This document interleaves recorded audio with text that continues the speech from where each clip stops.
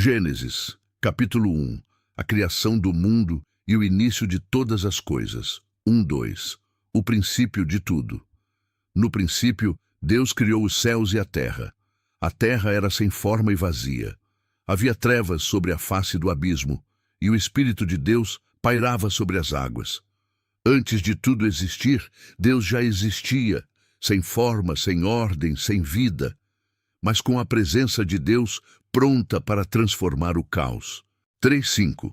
A criação da luz, e Deus disse: haja luz, e houve luz. Deus viu que a luz era boa, e separou a luz das trevas. Chamou a luz de dia e as trevas de noite. E houve tarde e manhã, o primeiro dia. A criação começa com uma palavra. Quando Deus fala, a escuridão perde o domínio. 6:8. A criação do céu, e Deus disse: haja uma expansão no meio das águas para separá-las, e assim aconteceu. Deus fez a expansão e separou as águas, as de cima e as de baixo. Chamou a expansão de céu, e houve tarde e manhã, o segundo dia. Deus estabelece ordem, ele separa, organiza e dá estrutura à criação. E 9:13. Terra seca e vegetação.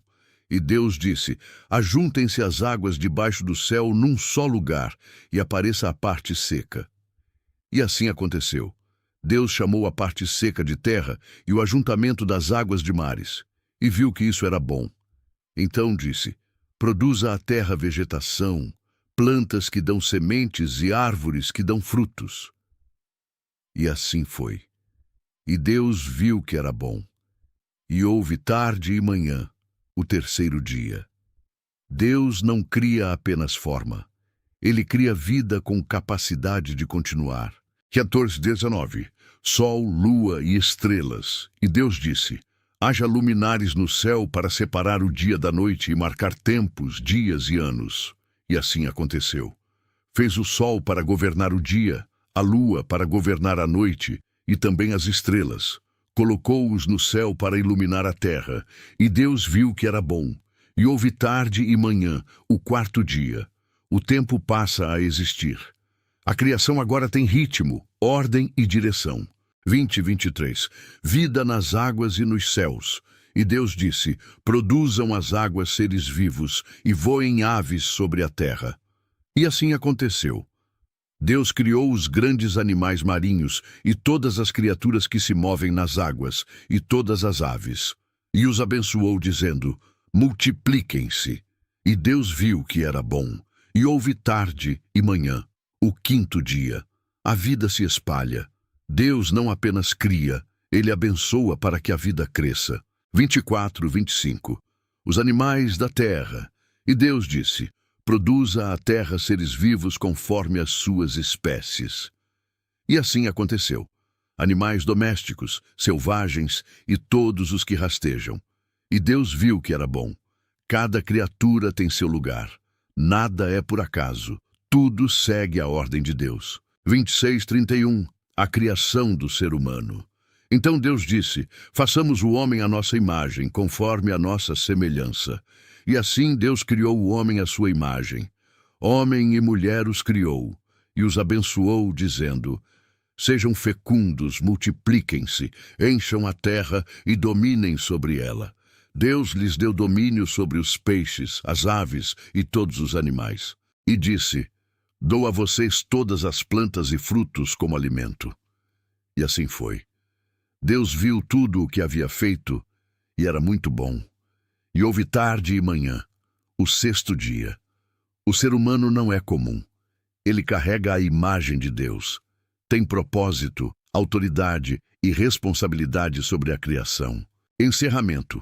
Gênesis, capítulo 1. O primeiro capítulo da Bíblia nos mostra algo fundamental. Tudo começa com Deus. Ele cria com poder, organiza com sabedoria e declara que sua obra é boa. Mas o ponto mais importante é este: o ser humano não é um acidente. Foi criado com propósito à imagem de Deus, para viver em domínio e relacionamento com Ele. Antes de qualquer história começar, uma verdade já está estabelecida. Deus é o Criador. Deus está no controle e tudo o que ele faz tem propósito. Amém. Gênesis, capítulo 2. A criação do homem, o jardim e o propósito humano. 1:3. O descanso de Deus. Assim foram concluídos os céus e a terra, e tudo o que neles há. No 7º dia, Deus havia terminado a obra que fizera. Então, descansou de todo o seu trabalho, e abençoou o 7º dia, e o santificou, porque nele descansou de toda a criação. Deus não descansa por cansaço, ele estabelece um princípio. Há tempo de trabalhar e tempo de parar. O descanso também é sagrado. 4:7. A formação do homem. Esta é a origem dos céus e da terra quando foram criados. Ainda não havia plantas no campo, nem havia brotado erva alguma, porque o Senhor Deus não tinha feito chover, e não havia homem para cultivar a terra. Mas uma neblina subia e regava toda a superfície. Então o Senhor Deus formou o homem do pó da terra e soprou em suas narinas o fôlego de vida. E o homem se tornou alma vivente. O homem não é apenas matéria. Ele carrega o sopro de Deus, vida física e vida espiritual unidas pelo Criador. 8:14. O jardim do Éden. O Senhor Deus plantou um jardim no Éden para os lados do Oriente e colocou ali o homem que havia formado. Fez brotar toda a árvore agradável à vista e boa para alimento. No meio do jardim estavam a árvore da vida e a árvore do conhecimento do bem e do mal. Um rio saía do Éden para regar o jardim e se dividia em 4 braços. O Éden não era apenas um lugar bonito. Era um ambiente preparado por Deus. Provisão, beleza e presença. 15:17. O propósito e o limite. O Senhor Deus colocou o homem no jardim do Éden para cultivá-lo e guardá-lo. E lhe deu uma ordem. De toda a árvore do jardim, você pode comer livremente, mas da árvore do conhecimento do bem e do mal, não coma, porque no dia em que comer, certamente morrerá. Liberdade, mas com limites. Deus dá propósito ao homem, mas também estabelece obediência. Toda relação com Deus passa por confiar em sua palavra. 18:20. A necessidade de companhia. Então o Senhor Deus disse: não é bom que o homem esteja só. Farei para ele alguém que o auxilie e lhe corresponda. Deus formou os animais e os trouxe ao homem para ver como ele os chamaria. E tudo o que o homem chamou, esse foi o nome. Mas para o homem não se encontrou uma auxiliadora que lhe fosse adequada. Pela primeira vez, algo não é chamado de bom. O ser humano foi criado para relacionamento. A solidão não faz parte do plano original. 21:23. A criação da mulher. Então o Senhor Deus fez o homem cair em profundo sono, e enquanto dormia, tirou uma de suas costelas e fechou o lugar. Da costela formou a mulher e a trouxe ao homem. Então o homem disse: esta sim é osso dos meus ossos e carne da minha carne. Ela será chamada mulher, porque do homem foi tirada. A mulher não foi feita do pó da terra, mas do próprio homem. Isso revela unidade, valor e igualdade em essência. 24:25. A união e a pureza. Por isso, o homem deixa pai e mãe e se une à sua mulher, tornando-se os dois uma só carne. E ambos estavam nus, o homem e sua mulher, e não sentiam vergonha. O casamento nasce aqui. União, compromisso e intimidade sem culpa. Antes do pecado não havia vergonha, apenas pureza. Encerramento. Gênesis capítulo 2. O capítulo 2 de Gênesis revela algo profundo. O homem não foi criado apenas para existir, mas para viver com propósito, trabalhar, se relacionar e andar com Deus. Aqui vemos 3 verdades centrais. Deus dá vida, Deus dá propósito, Deus estabelece limites e também mostra algo essencial. Não fomos feitos para viver sozinhos. Fomos criados para a comunhão com Deus e com outras pessoas. Antes da queda, havia harmonia perfeita, e isso nos lembra. O plano original de Deus sempre foi vida, ordem e relacionamento. Amém. Gênesis Capítulo 3. A queda do homem e a entrada do pecado no mundo. 1:5. A tentação. A serpente era o mais astuto de todos os animais que o Senhor Deus havia feito. E disse à mulher: Foi isso mesmo que Deus disse? Não comam de nenhuma árvore do jardim? A mulher respondeu: Podemos comer dos frutos das árvores, mas do fruto da árvore que está no meio do jardim, Deus disse: Não comam nem toquem para que não morram. Então a serpente disse: Certamente vocês não morrerão. Deus sabe que no dia em que comerem, seus olhos se abrirão, e vocês serão como Deus, conhecendo o bem e o mal. A tentação começa com dúvida, depois distorce a verdade, e por fim promete algo que parece melhor do que Deus. E 6:7. A queda. A mulher viu que o fruto parecia bom, agradável aos olhos e desejável para dar entendimento. Então tomou do fruto, comeu e deu ao seu marido, que também comeu. Naquele momento, os olhos dos dois se abriram e perceberam que estavam nus. Então costuraram folhas de figueira para se cobrir. O pecado entra quando o desejo vence a obediência, e o resultado imediato não é poder, é vergonha. 8:13. O confronto com Deus. Ao ouvirem a voz do Senhor Deus andando no jardim, na brisa do dia, o homem e a mulher se esconderam. Mas Deus chamou: Onde você está? O homem respondeu: Ouvi tua voz e tive medo, porque estava nu. Então me escondi. Deus perguntou: Quem disse que você estava nu? Você comeu do fruto que eu ordenei que não comesse? O homem respondeu: A mulher que me deste me deu do fruto e eu comi. E a mulher disse: A serpente me enganou e eu comi. O pecado quebra a comunhão, gera medo, esconderijo e culpa. E o ser humano tenta fugir da responsabilidade. 14:15. A maldição da serpente e a promessa. Então o Senhor Deus disse à serpente: Por causa do que fez, você será amaldiçoada. Rastejará sobre o ventre e comerá pó todos os dias da sua vida.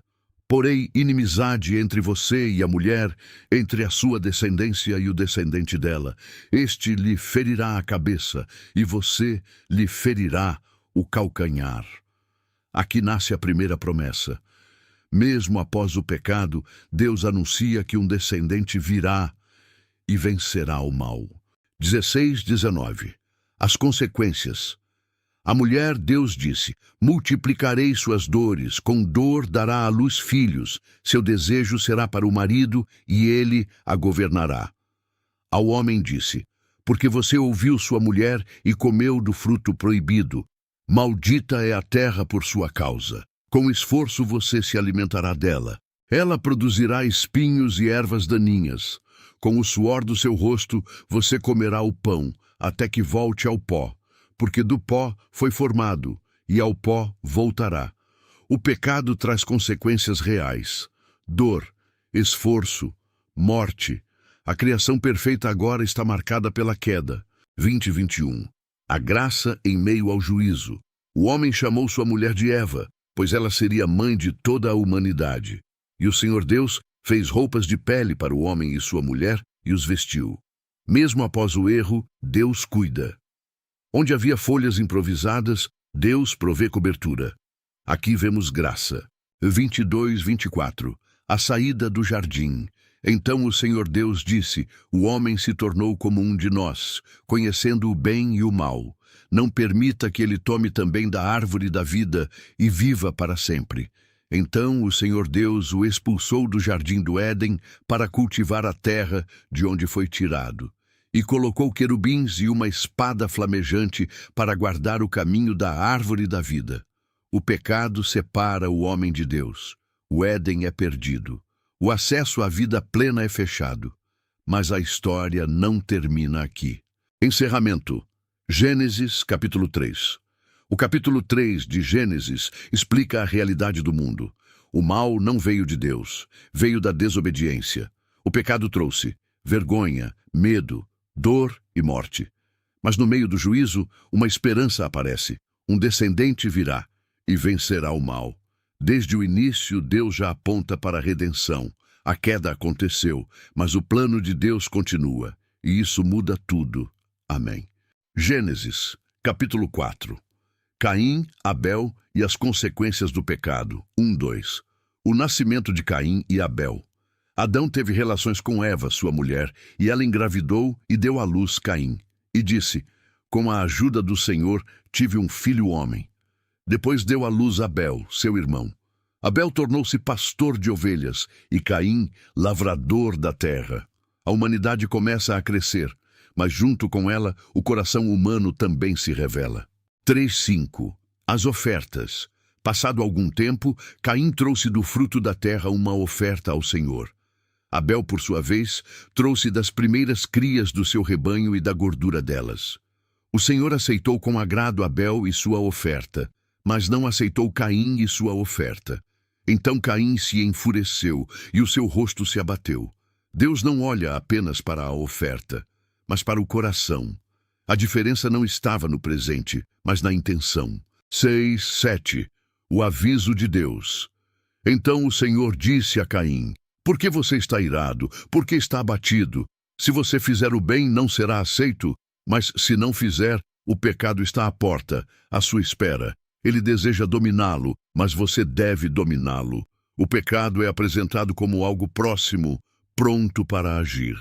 Mas Deus deixa claro: a escolha ainda existe. 8. O primeiro assassinato, disse Caim a seu irmão Abel: vamos para o campo. Quando estavam lá, Caim atacou Abel, seu irmão, e o matou. O pecado que começou no coração agora se torna ação. A inveja se transforma em violência. O primeiro sangue é derramado. 9:12. O julgamento de Caim. Então o Senhor perguntou a Caim: onde está Abel, seu irmão? Ele respondeu: não sei. Sou eu o responsável por meu irmão? Disse Deus: o que você fez? A voz do sangue do seu irmão clama a mim desde a terra. Agora você está sob maldição. A terra não dará mais sua força. Você será fugitivo e errante. O pecado não pode ser escondido. Deus vê, Deus ouve e Deus julga. 13:15. A marca de Caim. Caim disse ao Senhor: meu castigo é grande demais para suportar. Serei fugitivo e qualquer um que me encontrar me matará. Mas o Senhor lhe respondeu: não será assim. E colocou em Caim um sinal para que ninguém o matasse. Mesmo em julgamento, Deus ainda demonstra misericórdia. A justiça vem, mas a graça ainda está presente. 16:24. A descendência de Caim. Caim se afastou da presença do Senhor e foi viver na terra de Nod. Ali construiu uma cidade e teve descendentes. Sua linhagem cresceu, desenvolveu habilidades, cultura e progresso. Mas também cresceu a violência. Lameque disse: matei um homem por me ferir. O pecado se multiplica. O que começou com um homem agora se espalha pela humanidade. 25:26. O nascimento de Sete. Adão teve outro filho e o chamou Sete. E disse: Deus me concedeu outro filho no lugar de Abel. Sete também teve um filho e o chamou Enos. Naquele tempo, os homens começaram a invocar o nome do Senhor. Mesmo com o avanço do pecado, Deus preserva uma linhagem.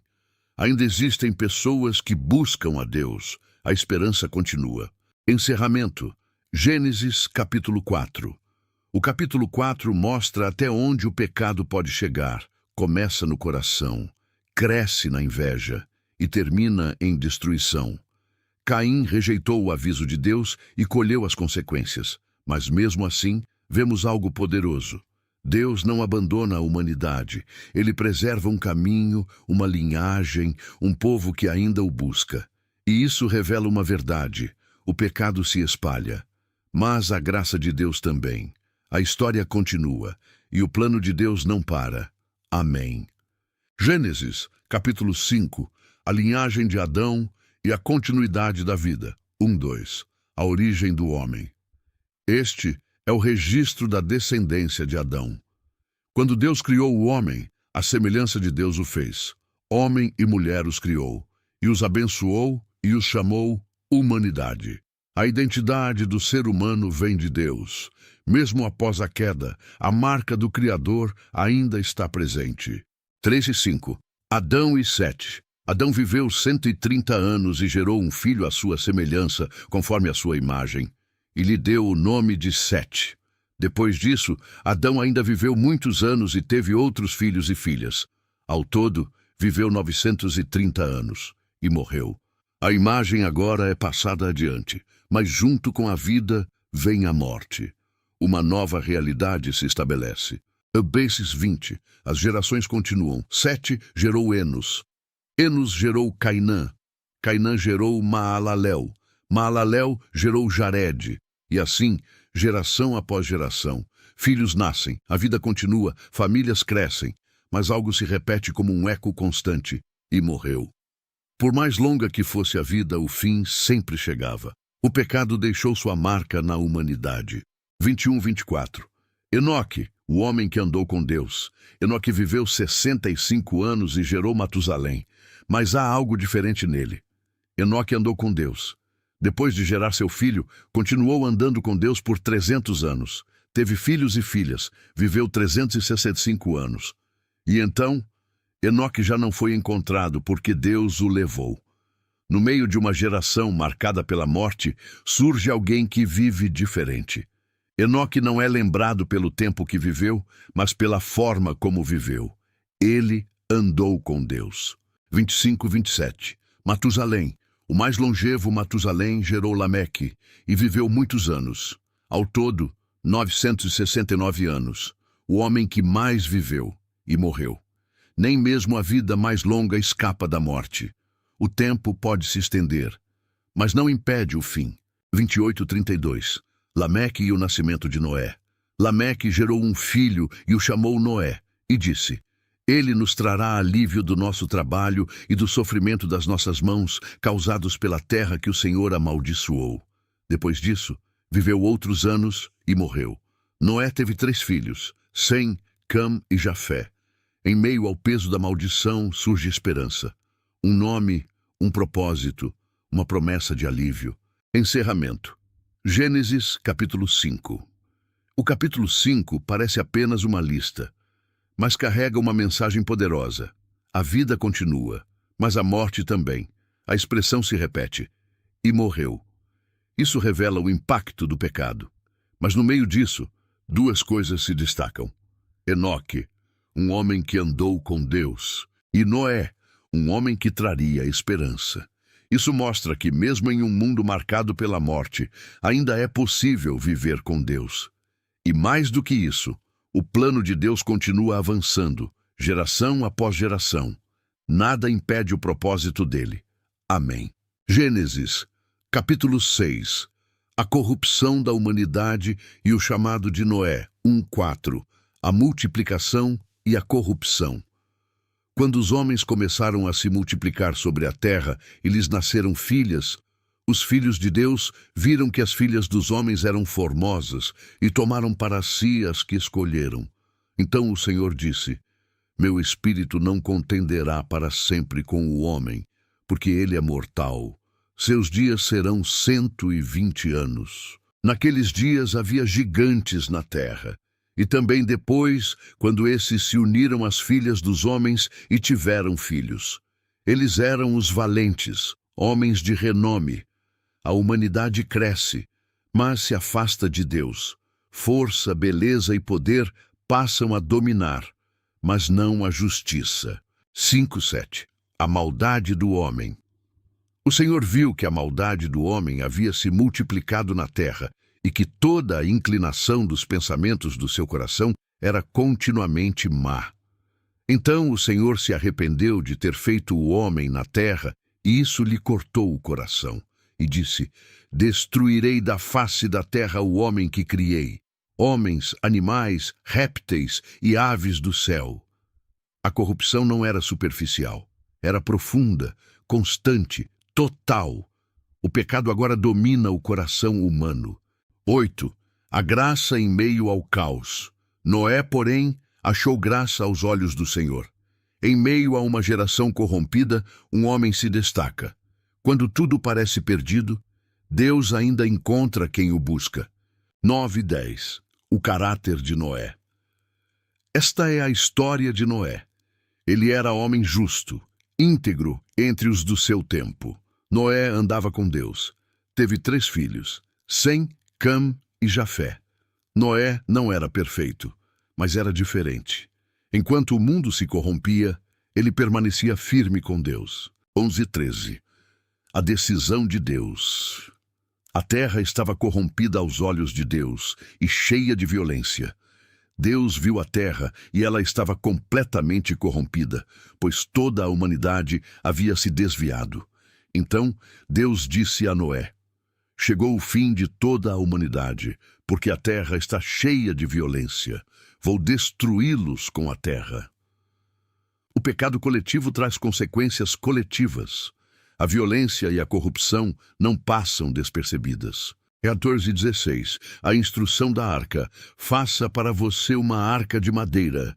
Divida-a em compartimentos e revista-a com piche por dentro e por fora. Faça assim, com 300 côvados de comprimento, 50 de largura e 30 de altura. Faça uma abertura para a luz, uma porta lateral e 3 andares. Deus não apenas anuncia o juízo, ele também mostra o caminho da salvação. A arca seria proteção em meio à destruição. 17 e 21. O plano de preservação. Trarei águas sobre a terra, um dilúvio para destruir toda a vida. Mas com você estabelecerei a minha aliança. Você entrará na arca com seus filhos, sua mulher e as mulheres deles. Leve também um casal de cada ser vivo para preservá-los. Mesmo no juízo, Deus pensa na continuidade. Ele preserva a vida e prepara um recomeço. 22. A obediência de Noé. E Noé fez tudo exatamente como Deus lhe havia ordenado. Sem questionar, sem atrasar, sem negociar. Noé obedeceu. A fé verdadeira se mostra na prática. Encerramento, Gênesis capítulo 6. O capítulo 6 revela um mundo em colapso, corrupção, violência e um coração distante de Deus. Mas também revela algo poderoso. Mesmo quando a maioria se perde, Deus ainda procura e encontra os fiéis. Noé prova que é possível andar com Deus, mesmo em tempos difíceis. E a arca nos ensina: Deus sempre oferece um caminho de salvação. O juízo vem, mas a graça também. E o plano de Deus continua. Amém. Gênesis, capítulo 7. O dilúvio e o juízo sobre a terra. 1:5. O chamado para a arca. Então o Senhor disse a Noé: entre na arca, você e toda a sua família, porque reconheço que você é justo nesta geração. Leve com você 7 pares de cada animal puro e um par dos impuros, e também aves do céu. Pois em 7 dias farei chover sobre a terra 40 dias e 40 noites, e destruirei tudo o que fiz. E Noé fez tudo como o Senhor lhe ordenou. A salvação não foi por acaso, foi resposta à obediência. Deus avisa e também prepara. 11:16. O início do dilúvio. No ano 600 da vida de Noé, no 2º mês, no dia 17, nesse dia, todas as fontes do grande abismo se romperam, e as comportas do céu se abriram, e caiu chuva sobre a terra por 40 dias e 40 noites. Naquele mesmo dia, Noé entrou na arca com sua família e todos os animais, e então o Senhor fechou a porta. Quando Deus fecha, ninguém abre. O tempo da decisão termina e o juízo começa. 17:20.